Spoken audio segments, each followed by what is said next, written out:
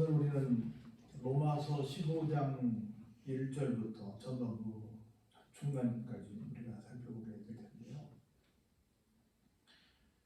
믿음을 가진 사람들은 어떻게 살아가는 것이 정상적인 믿음을 가진 사람의 삶일까를 생각해보는 시간을 갖고자 합니다.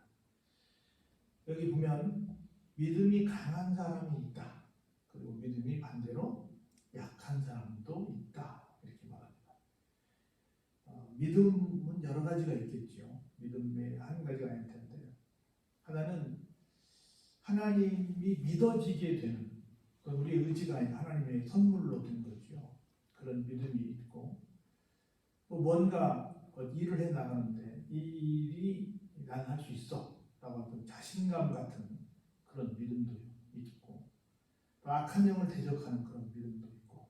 그래서 믿음이라고 하는 단어가 여러 상황 속에서 쓰임을 받는데, 그래서 그런 믿음들에 대한 여러 가지 상황을 좀 복잡하게 설명할 수 있다. 그럴 때마다 담대하게 그 어떤 행해야 될 부분들을 밀고 나가는 사람들이 있는가 하면 그러지 못한 사람들도 있다. 그래서 그런 어떤 상황 속에서 담대하게 밀고 나가는 것, 이것을 아마 믿음이 강한 것 이렇게 말할 수 있을 것이고, 반대로 상황 속에서 많이 주저하고 물러서는 것을 다 가르쳐서 믿음이 약한 것이다 이렇게 말할 수 있을 거라고 봅니다.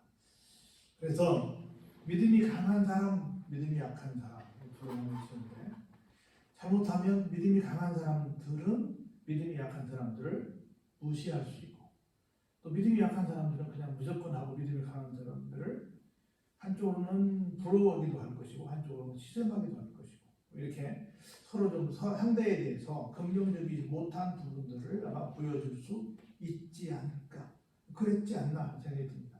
지금의 모습들도 별반 다르지 않을까 하는 생각이 드는 거예요. 그런 상황에서 이렇게 얘기합니다. 마땅히 믿음이 강한 사람들은 믿음이 약한 자의 약점을 담당해야 한다. 저 사람이 믿음이 약해서 어떤 마땅히 해야 될 일을 못하고 있어요. 그러면 넌 왜 못하니?가 아니라 못하는 어떤 이유가 있겠구나. 그래서 그렇구나. 그럼 내가 거들지 하고 그걸 믿음이 약한 사람의 약점을 담당하는 것이 꼭 필요하다라고 하는 겁니다. 왜냐하면 믿음이라고 하는 것은 결국은 누구를 기쁘게 하지 않아요? 자기를 기쁘게 하지 않아요. 믿음은 쉽게 말하면 자기 만족의 삶이 아니다. 이기적인 삶이 아니다. 믿음은 뭐다? 이타적인 삶이다. 내가 믿음이 있다고 한다면 다른 사람에게 도움이 되는 사람이다. 다른 사람에게 힘이 되는 사람이다. 다른 사람의 약점을 담당해주는 사람이다. 그런데 오늘날 믿음이 있다라고 말하는 사람들이 정말 그렇게 하고 있느냐? 오히려 믿음이 좀 약한 사람들을 손가락질만 하고 있지 않는가를 생각해 봐요. 그래서 믿음이 강하다고 하는 사람들이 정말 믿음이 약한 사람들을 좀 잘 감싸면 얼마나 좋았을까.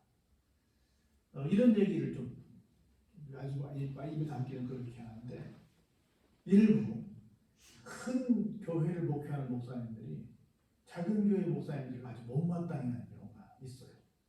자기들은 교회가 크기 때문에 할 일이 많고 신방할 때도 많아서 아주 죽도록 고생하는데, 작은 교회 목사님들은 좀 이렇게 좀 설렁설렁하는 것 같은 그런 것쯤 가져서, 그러니까 그렇게 작은 교회 가지, 그러면서 맨날 도와달라고 하고 뭐 이렇게 해서 좀 별로 긍정적이지 못한 말들을 하는 그런 일부의 목사님들도 제가 보긴 봤어요. 그런 부분들이 이쁠까 생각이 드는 거예요. 또 그런 부분도 똑같이 생각하는 거예요. 성도들도 또 비슷한 생각을 갖고 있지 않나 생각이 드는 거예요. 정말 우리가 한 형제고 한 공동체라고 하는 의식을 갖고 살아간다고 한다면, 그래서 온 교회가 크고 작은 거 상관하지 않고 정말 한 덩어리가 되어서 간다고 한다면 훨씬 더 건강한 교회가 될 것이다 하는 생각이 들어요. 그런데 우리 누구의 점은 누구라고, 어찌 보면 교회의 점은 교회가 되는 그런 일도 너무 많이 있다는 생각을 하면서 참 많이 마음이 아프다. 그래서 큰 교회가 됐든 믿음이 강한 사람이 됐든 누가 됐든 간에 다 연약한 지체들을 섬기는 것이 굉장히 중요한 거다. 그래서 교회라고 하는 것은 성도라고 하는 것은 누구의 기쁨을 위해서 있는 것이다? 나의 기쁨이 아니라 타인의 기쁨을 위해서 있는 것이다. 이거 우리가 꼭 기억하고 나가야 되지 않을까 하는 생각이 듭니다. 두 번째로 우리 각 사람이 이웃을 기쁘게 하되 선을 이루고 덕을 세우도록 할지니라. 이웃을 기쁘게 하는 것 굉장히 좋습니다. 근데 여기서는 더 적극적으로 요구합니다. 그것이 더 나아가서 선을 이루기도 하고 더 나아가서 뭐도 덕도 이루게 해라. 단순히 그냥 오늘 나 좋아, 음식 얻어 먹어도 좋고 뭐 받아도 좋고 좋아, 그걸로 끝나는 것이 아니라 야 정말 감동이네까지 나아갈 수 있도록 기쁨을 주고 한 단계 더 나아가서 선을 행하고 한 단계 더 나아가서 그게 덕이 되도록 해라. 그러나 저는 한 말씀이 굉장히 깊다는 생각이 듭니다. 거기까지 나가도록 해야 합니다. 우리가 많은 좋은 일 한다고 봉사를 통한다 뭐 한다고 하는데 그게 종래에 가서 그 사람에게 덕이 되는 것까지 갈 수 있을까 하는 생각을 좀 개인적으로 해봅니다. 그리스도께서도 자기를 기쁘게 하지 아니하셨나니 기록된 바 주를 비방하는 자들의 비방이 내게 미쳤나이다 함과 같으니라. 계속 얘기합니다. 성도란 자기를 기쁘게 하는 사람이 아니다 라고 말씀하셨던 것처럼 예수님께서도 자기를 기쁘게 하지 아니하셨다 얘기합니다. 그래서 주를 비방하는 자들의 비방이 내게 미쳤나이다 함과 같으니라. 하나님을 비방하는 비방이 결국 누구한테 왔다? 예수님께 왔다. 그 얘기를 지금 여기서 민요구를 얘기하는 거 시편 69편 9절의 말씀을 인용한 것인데 나를 기쁘게 하지 아니하는 삶을 살았더니 사람들이 어때요? 하나님을 비방한다고 하는데 결국 누구를 어렵게 해요? 나를 어렵게 합니다. 그런 처지에 빠질 수도 있다라고 하는 겁니다. 그래서 무엇이든지 전에 기록된 바는 우리의 교훈을 위하여 기록된 것이니 우리로 하여금 인내로 또는 성경의 위로로 뭐요? 소망을 가지게 합니다. 성경은 모두 다 뭐다? 우리에게 주는 교훈이다. 근데 그 내용이 뭐냐면 우리에게 인내하라고 하는 것이라는 거예요. 그래서 우리에게 그 위로를 통해서 뭘 갖게 해요? 소망을 갖게 하는 것이 성경이라는 거예요. 그래서 내가 믿음이 강한 자로서 어떤 좋은 일을 하다가 비방을 당하는 또는 어떤 여러 가지 좀 어려움을 당하는 그런 상황에 있을지라도 어때라? 끝까지 인내해라. 그래서 끝까지 뭐 해라? 믿음이 약한 사람의 믿음을 좀 담당해 줘라. 제가 엊그제 여기 좀 우리 고위험군들, 자살 위험 있는 분들을 대상으로 가서 이렇게 신방을 하고 있는데 우리로 말하면 신방이에요. 가서 전화하고 방문하는 일을 했는데 그 그림을 그려주고 거기다 색칠을 하게 하고 다시 또 그게 시간을 받아오고 다시 새로운 그림을 그리고 이렇게 하는 건데 같이 간 일행 중에 한 분이 봉투 1,000원짜리 10장을 넣어가지고 봉투를 들고 갔어요. 그분이 어떤 분이었냐면 교회를 다니시다가 지금 교회를 못 나가시는 거예요. 여러 가지 이유가 있어요. 물론 뭐 편찮으시기도 하고 한데 그 중에 한 가지가 몇 번 만났는데 돈이 없어 교회를 못 가. 그런 거예요. 나 생각도 못했는데 그분이 그걸 들고 가서 10장을 들고 가서 주면서 어르신 돈이 없어 교회 못 간다. 이렇게 말이 됩니까? 이거 들고 가세요. 너무너무 좋아하면서 그들을 가지고 나 당장 가지고 다 낼 거야. 다 내시면 안 되고요. 이것을 한 장에서 2장에 나눠서 내시고 또 필요하시면 또 얘기하세요. 그렇게 같은 파트너가 그 돈을 또 그래서 같이 오신 분이 목사님이세요. 그러면서 또 나한테 기도받겠냐니까 기도받겠다. 기도드리니까 또 기도를 다 얼마나 또 간절히 받는지 몰라요. 그러나 여기 주공이기 때문에 좀 거리가 있어서 교인 중에 누가 좀 열심히 내는 사람이 있으면 모시고 오면 좋긴 하겠는데 그게 한두 번이지 매번 예배 시간을 한다면 쉽지 않잖아요. 내가 간다고 한다는 건 왜냐면 워낙 차가 많이 막히니까 그러면 갔다가 가서 예배를 못 마치고 그러면 어떡하나. 그것도 그거를 모시고 막 저쪽으로 돌아서 산길로 오는 또 더 어려운 일이고 해서 굉장히 고민하다가 단지 내 교회가 있으니까 가보시라고 다니는 게 가시면 좋다고 해서 그렇게 얘기를 하고 하는데 굉장히 마음이 아팠어요. 그래서 그냥 생각지도 않는데 그렇게 해서 또 한 분은 저는 대뜸 전화해가지고 나 지판이가 필요해요. 지판이 갖다 주고 뭐안 되면 좀 큰일 날 사람들이니까 뭐 요청하면 가서 즉시 자다가 이렇게 주고 그렇게 했거든요. 그래서 우리가 좋은 일 하다가 어떻게 보면 또 비방을 받을 수도 있기는 합니다. 그럴지라도 끝까지 우리에게 위로를 주시고 소망을 주시는 주님의 사랑이 있기 때문에 그걸 참고 견디고 나가야 되지 않을까 하는 생각을 좀 해봅니다. 그래서 이제 인내와 위로의 하나님이 너희로 그리스도 예수를 본받아 서로 뜻이 같게 하여 주사 한 마음과 한 입으로 하나님 곧 우리 주 예수 그리스도의 아버지께 영광을 돌리게 하려 하노라. 얼마나 기가 막힌 말씀이에요. 인내와 위로의 하나님. 우리가 믿음이 강한 사람들로서 여러 가지 일을 하다 보면 정말 인내가 필요할 때가 많이 있습니다. 오히려 우리가 위로받을 일이 많이 있습니다. 그때 우리가 예수 그리스도를 본받아서 서로 우리가 힘들면 마음이 나뉘어지기도 합니다. 그러지 않도록 뜻을 갖게 해달라고 기도하면서 한 마음과 한 입으로 우리 주 예수 그리스도의 아버지께 영광을 돌리면 얼마나 좋을까 이런 생각을 좀 해봅니다. 그래서 믿음이 강한 사람들이 이런 사람입니다. 어떤 힘든 상황에서도 좀 마음이 안 나뉘어졌으면 좋겠다. 엉뚱한 말 안 했으면 좋겠다. 끝까지 좀 한 마음으로 갔으면 좋겠다. 이런 생각을 좀 해봅니다. 그러므로 그리스도께서 우리를 받아 하나님께 영광을 돌리심과 같이 너희도 뭐하라? 서로 하라. 오늘날 참 안타까운 참 아쉬운 것 중에 한 가지가 뭐냐면 서로 받지 않습니다. 내 마음 같지 않으면 다 적이야. 나랑 같은 생각이 아니면 다 왼수야. 특별히 우리가 얼마나 지금 막 좌니 우니 해가지고 나뉘어져 있습니까? 내 편 아니면 무조건 다 그냥 적인 거야. 언제부터 이렇게 된지 모르겠어요. 서로 받아주는 것을 못하는 참 이상한 세상에 우리가 사는 겁니다. 적어도 교회들은 이래서는 안 되지 않겠다. 서로 좀 받아줬으면 좋겠다. 받아줬으면 좋겠다는 생각이 듭니다. 내가 말하노니 그리스도께서 하나님의 진실하심을 위하여 할례의 주동자가 되셨으니 이는 조상들에게 주신 약속들을 견고하게 하시고 할례의 주동자라고 하는 말은 할례를 절대시하는 것은 아니고 예수님께서 유태인의 후손으로 나오시겠다 그 말입니다. 유태인으로서 나오시겠다 그 말을 하는 건데 이방인들도 그 긍휼하심으로 말미암아 하나님께 영광을 돌리게 하려 하십니다. 다 뭐예요? 하나님이 주신 약속들을 다 견고하게 하는 하나님의 그 예언들을 다 이루시는 얘기들을 지금 계속 하고 있는 겁니다. 보세요. 그러므로 내가 열방 중에서 주께 감사하고 주의 이름을 찬송하리로다 함과 같습니다. 시편 18편 49절을 임한 말씀을 여기 디귿이라고 하는 다운표에 넣어놨습니다. 열방 중에서 주께 감사합니다. 주의 이름을 찬송합니다. 또 이르되 열방들아 주의 백성과 함께 즐거워하라 하였으며 모든 열방들아 주를 찬양하며 모든 백성들아 그를 찬송하라. 이게 무슨 얘기예요? 유태인들만 선택된 누구들만 주님을 찬양하는 것이 아니라 누가? 모든 사람들. 우리가 모든 사람들 뭐 할 때? 받아줄 때.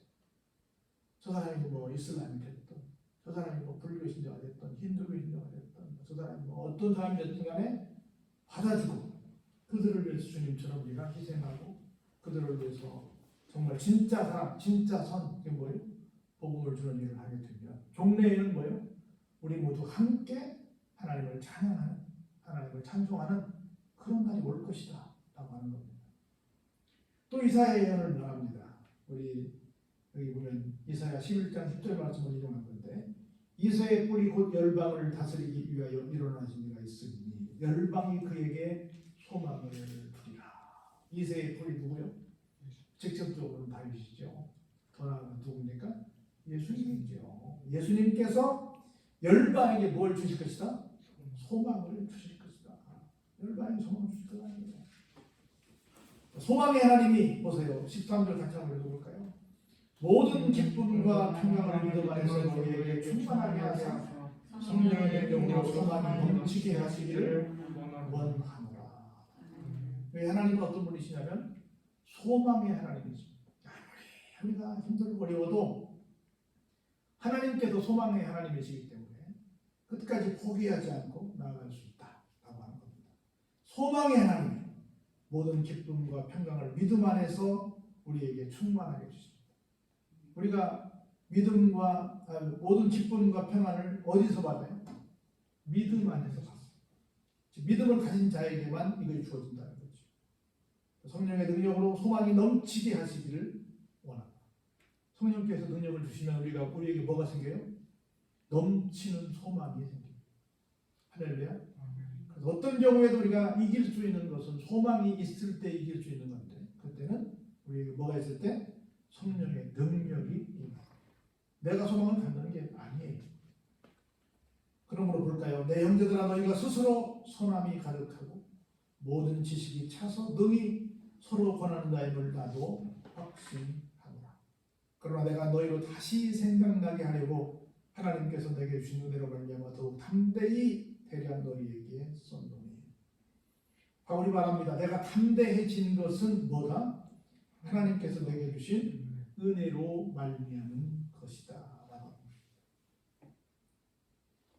그래서 볼까요? 왜 이런 은혜를 우리에게 주셨을까? 결론입니다. 한번 16절 읽어볼까요? 이 은혜는 곧 바로 이방인을 위하여 그리스도 예수의 일꾼이 되어 하나님의 몸에 제사장 직분을 하게 하사 이방인을 제물로 드리는 것이 성령 안에서 거룩하게 되어 받으실 만하게 하려 하시니라. 아멘. 우리가 받은 은혜는 내가 무슨 신비한 은사를 받아가지고 다른 사람들에게 막 부러움을 사는 사람이 된다거나 아니면 무슨 막 큰 출세를 한다거나 큰 돈을 번다거나 어떤 다른 부러워하는 어떤 남들이 못 가진 걸 가진다거나 이런 차원의 것이 아닙니다. 우리가 받은 은혜는 뭐냐면 이방인들을 위한 그리스도 예수의 뭐가 되는 거예요? 일꾼이 되는 거예요.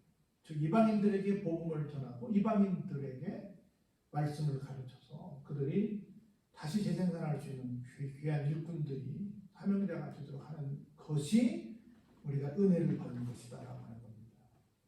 그래서 그들이 하나님의 복음의 제사장 직분을 하게 합니다. 하나님의 복음의 제사장이 무슨 얘기냐면 그러니까 마린 제사장이 얘기잖아요.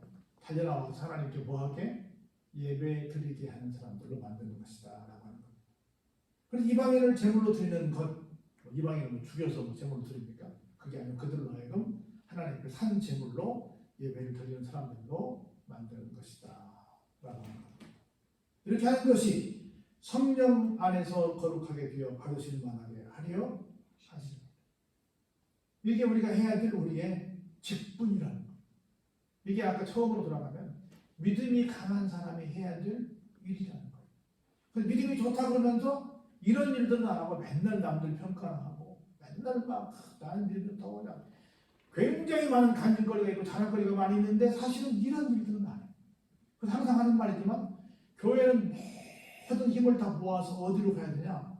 전도하고 선교하는데 온 힘을 쏟아야만 합니다. 별 소리 다 해도 별걸 다 한다고 해도 내가 전도하지 않고 선교하지 않으면 그것은 믿음의 사람이 아니에요. 그건 은혜 받은 사람이 아니에요. 그건 하나님 기뻐하시는 삶을 사는 것이 아니에요. 근데 우리는 이상하게 기도 많이 한다, 은혜 받았다, 무슨 은사 체험했다, 내가 믿음이 좋다는 사람을 치고 이렇게 복음 전파에 매진 안 하는 사람들이 너무나 많이 있는 걸 볼 때 참 이건 잘못된 생각이고 잘못된 행동이다라고 하는 생각을 갖게 되는 겁니다. 그래서 우리 모두가 다시 한번 얘기하는데 모든 사람들을 받을 수 있는 사람이 됐으면 좋겠다. 이방인들에게 우리가 복음을 전할 수 있는 지금 교회 안에 들어와 있지 않은 모든 사람들이 다 통칭합니다. 그들에게 복음을 전할 수 있는 그런 일꾼이 되는 것이 믿음이 강한 사람이다 라고 하는 것들을 깨달으면서 한마디 더 붙이면 정말 이웃을 위해서 기쁨을 주지만 그게 선을 이루게 되는 것도 나아가서 덕을 세우는 일이 되면 우리를 보고 많은 사람들이 저 교회는 가고 싶어, 저 사람은 손잡고 싶어 이렇게 얘기하는 사람이 될 줄로 믿습니다. 그래서 모두가 인정하는 진짜 믿음의 성도들이 되시길 주의 이름으로 축원합니다. 은혜가 풍성하신 아버지 하나님 감사와 영광과 찬양을